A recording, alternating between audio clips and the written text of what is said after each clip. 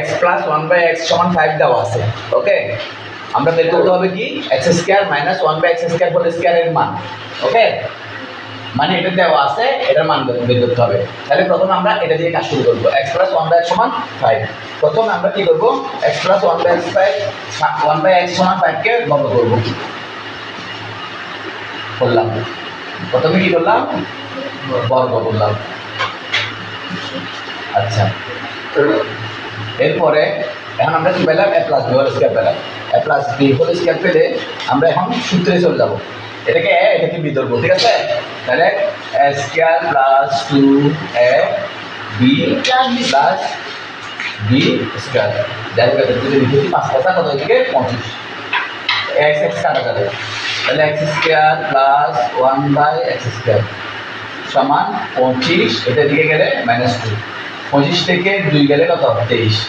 তাহলে এখানে কি হচ্ছে, x square plus 1/x square সমান কি পাইছি, 23। আমরা এখন এর মাইনাসটা আসতে হবে। ওকে, আমরা প্লাসটা পাইছি, এখন এটাকে আবার বর্গ করব।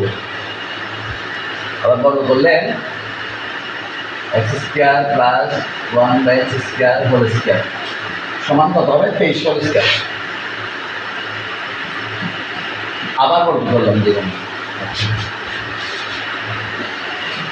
পুনরায় বর্গ করি।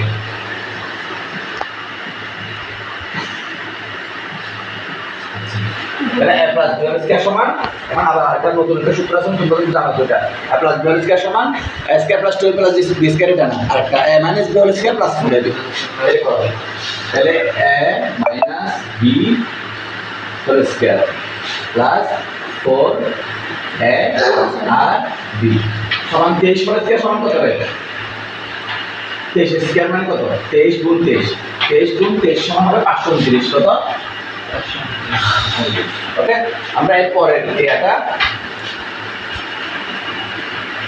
এদিকে করব। ওকে,